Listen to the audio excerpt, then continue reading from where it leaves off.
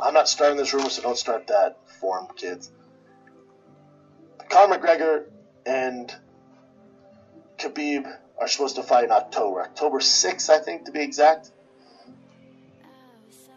So their negotiations, obviously the big negotiation is how can they get Conor back to make it worth his goddamn time when you have $100 million in the bank and you're playing with the UFC, Scrooge McDuck. So August 6th, Poirier just fought.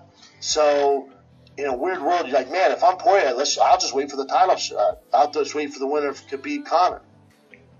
Well, if Conor were to win that, his next fight's going to be against GSP. So Poirier's screwed there. If Khabib wins that, his next fight against Tony Ferguson. So Poirier's screwed there. So what do you do if you're Poirier? You know what I'm saying?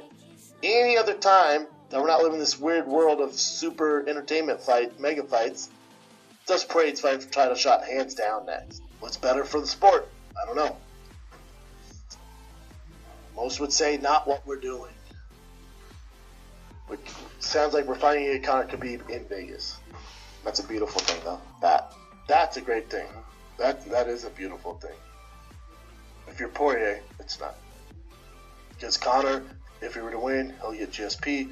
If Khabib were to win, he's getting Tony Ferguson. That's next at 55.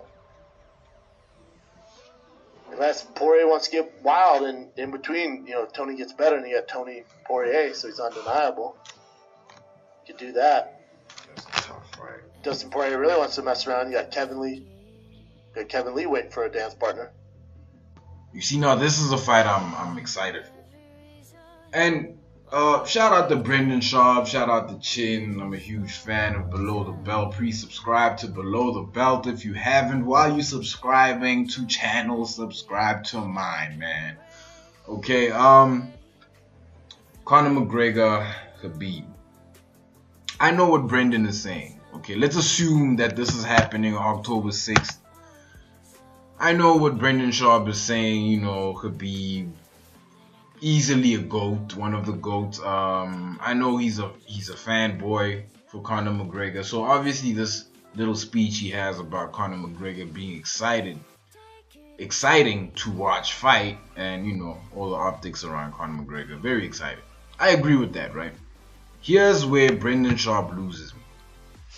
When the flash, when the fame, when the lights just don't count anymore, and you are being taken down by a Dagestani monster, a dude who doesn't care how rich you are, a dude who doesn't care about your near $100 million you made from the Mayweather fight. No. He doesn't care about that. See, he cares about one thing, and that's dominance. Proving that he is the most dominant lightweight probably in the history of MMA. That's all that guy cares about, and that guy is Khabib. Khabib is taking on a guy who is straight up Hollywood. Straight up, he's, I don't want to say a show, but guys, let me be absolutely honest here. I honestly don't feel like Conor McGregor is a GOAT in terms of his physical performance. Yes, he's knocked out many people. Yes, you can argue that. Listen, I agree with you right there, right?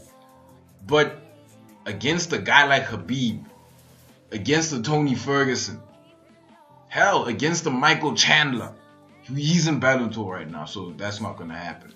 Against the Ben Askren, Conor McGregor, no, guys, he's not that. He's not the tip of the spear. He's just a nice tornado for the spear. You know what I'm saying? But when you see fights like this being made, it should be very obvious to even the average MMA fan that Conor McGregor isn't going to survive that. He's not. Let me know what you guys think. Like, comment, subscribe, and I am out.